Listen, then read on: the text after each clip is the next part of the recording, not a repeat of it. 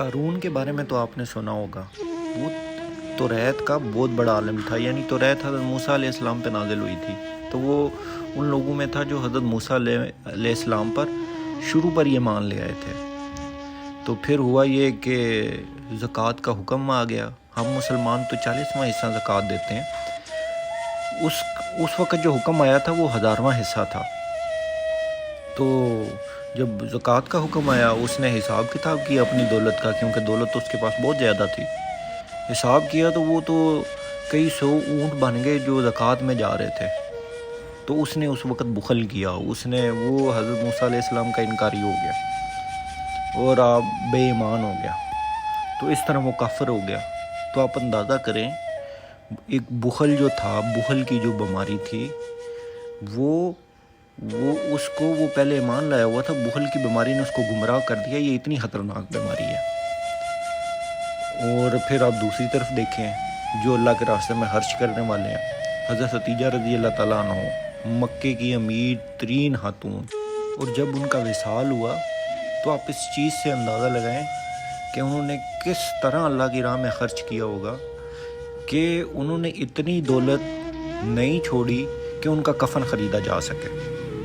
دوسری طرف حضرت ابوبکر صدیق رضی اللہ تعالیٰ عنہ کو دیکھیں.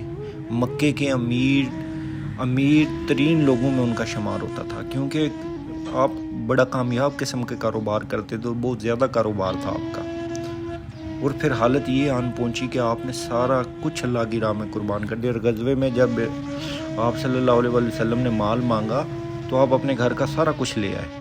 اور حضرت عمر رضی اللہ تعالیٰ عنہ کا مال آپ سے زیادہ تھا. تو حضرت عمر رضی اللہ تعالیٰ عنہ اس دن خوش ہوئے کہ آج میں ابوبکر رضی اللہ تعالیٰ عنہ سے آگے نکل گیا. تو آپ صلی اللہ علیہ وسلم نے پوچھا کہ ابوبکر گھر والوں کے لیے کیا چھوڑ کے آئے ہو؟ تو حضرت ابوبکر رضی اللہ تعالیٰ عنہ نے جواب دیا، گھر والوں کے لیے اللہ اور اس کے رسول کے نام کو چھوڑ آیا. تو آپ اس چیز سے اندازہ لگائیں. تو اس طرح ہم کہہ سکتے ہیں کہ اصل میں 2 طرح کے لوگ ہوتے ہیں.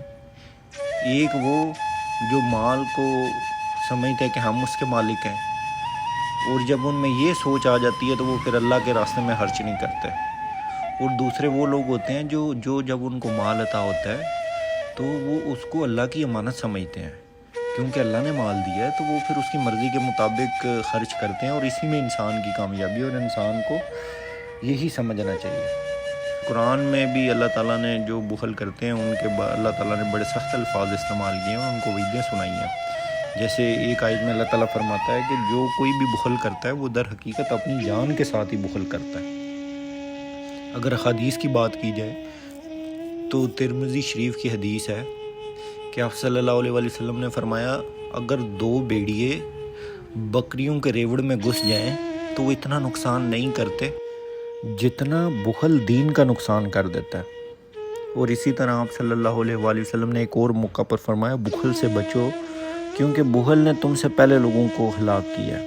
ایک بڑا مشہور مقولہ ہے کہ جو صحیح شخص ہوتا ہے اس کے دشمن بھی اس کی تعریف کرتے ہیں اور اس سے محبت کرنے لگتے ہیں، اور جو بخل کرنے والا ہوتا ہے اس کی اولاد بھی اس سے نفرت کرتی ہے. اور اسی طرح ایک واقعہ حضرت عمر رضی اللہ تعالیٰ عنہ کے دور کا ہے کہ آپ کے دور میں شہر میں آگ لگ گئی.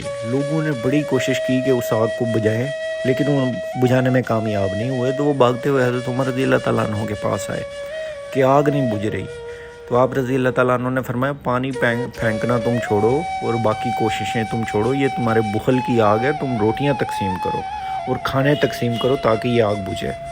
اسی طرح ایک اور واقعہ احیاء العلوم الدین میں درج ہے کہ حضرت یحییٰ بن زکریا علیہ السلام کو ایک بار شیطان ملا اصلی حالت میں. تو آپ علیہ السلام نے پوچھا، تمہیں کس شخص سے تم محبت کرتے ہو اور کس سے تم نفرت کرتے ہو؟ شیطان نے جواب دیا کہ مجھے بخیل سے محبت ہے، یعنی کنجوس آدمی سے محبت ہے. اور انہوں نے کہا مجھے نفرت اس سے ہے جو گناہگار ہے اور سخی ہے، کیونکہ وہ کہتا ہے، اس نے کہا کہ مجھے ڈر لگتا ہے کہ اللہ تعالیٰ پتہ نہیں کب اس کے گناہوں سے نظر ہٹا کے اس کی صحاوت کی وجہ سے اس کے گناہ معاف کر دیں اور اس کی توبہ قبول ہو جائے اور وہ نیک لوگوں میں شامل ہو جائے.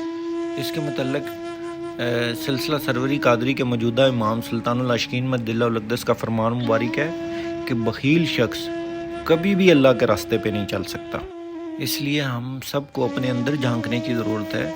کہیں اللہ معاف کرے ہم بخل سے کام تو نہیں لے رہے, اللہ کے راستے میں کنجوسی تو نہیں کر رہے. تو آج کی ویڈیو میں بس اتنا ہی. یہ اس کے متعلق ڈیٹیلڈ آرٹیکل آپ کے لیے لکھا گیا ہے اور اس کی انگلش ٹرانسلیشن بھی کی گئی ہے تاکہ جو اردو پڑھ سکتے ہیں وہ اردو آرٹیکل پڑھیں اور جو انگلش پڑھتے ہیں وہ انگلش آرٹیکل پڑھیں. یہ آپ لوگوں کے لیے لکھا ہے, ضرور جا کے وزٹ کریں. اور یہ میں نے بالکل تھوڑا سا بتایا ہے کیونکہ ویڈیو بہت لمبی ہو جاتی ہے, اس طرح تو 30 منٹ کی ویڈیو بن جائے. تو ضرور جائیں. پتہ نہیں آپ کو آرٹیکل میں کون سی اچھی بات مل جائے جو آپ کی زندگی سنوار دے. تو اس کے بعد ریکویسٹ ہے کہ چینل کو سبسکرائب کریں اور بیل آئیکن ضرور دبائیں تاکہ ہر آنے والی ویڈیو آپ کے پاس بر وقت پہنچ سکے. اللہ حافظ.